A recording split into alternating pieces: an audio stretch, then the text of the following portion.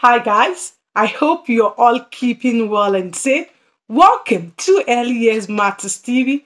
On this channel, we focus on everything early childhood related. If these are the kind of videos you're looking for, what you have to do, subscribe.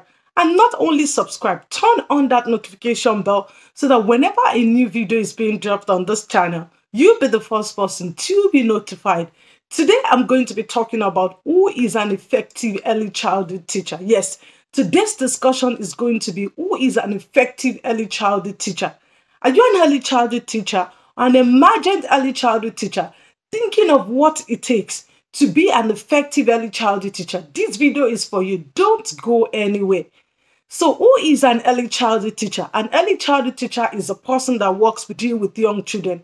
In the Irish context, we're talking about early childhood children from the ages of birth to 6.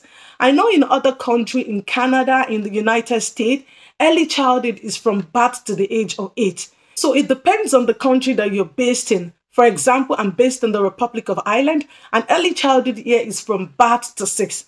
So if you're an early childhood teacher, you're going to be dealing with younger children. You're going to be dealing with children from the ages of birth to 6 or children from the ages of birth to 8. Which one applies based on the country you are?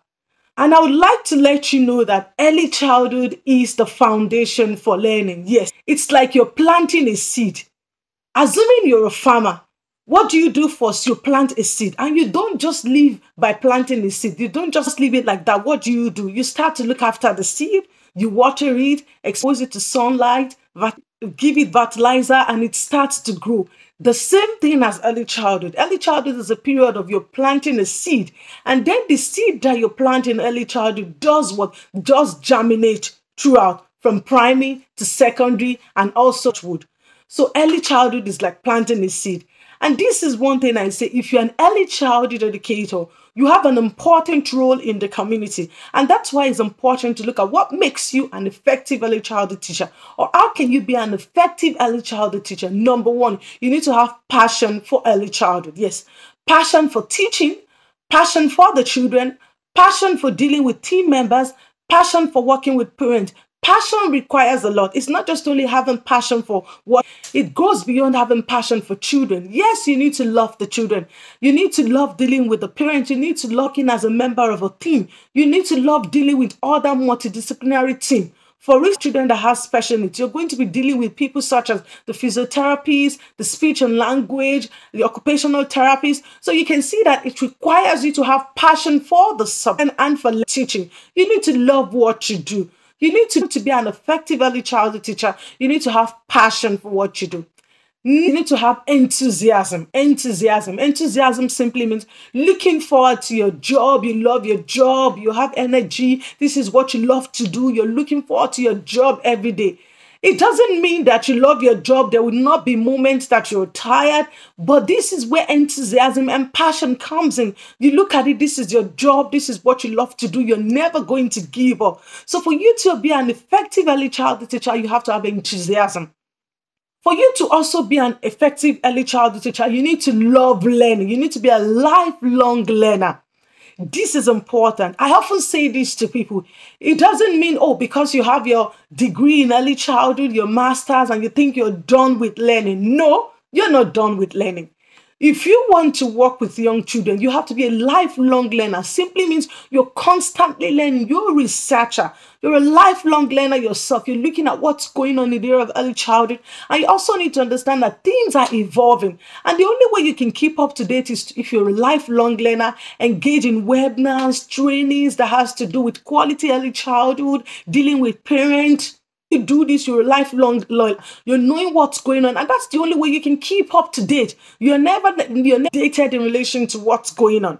If you also want to be an effective early childhood teacher, you need to do what? You need to be an advocate for change. Yes, you need to be an advocate for quality in early childhood. Yes, this is important. Speak up when things are wrong. I'm telling you, I know sometimes it might be difficult. Oh, I'm not saying anything if people are not saying things. You need to be an advocate for change.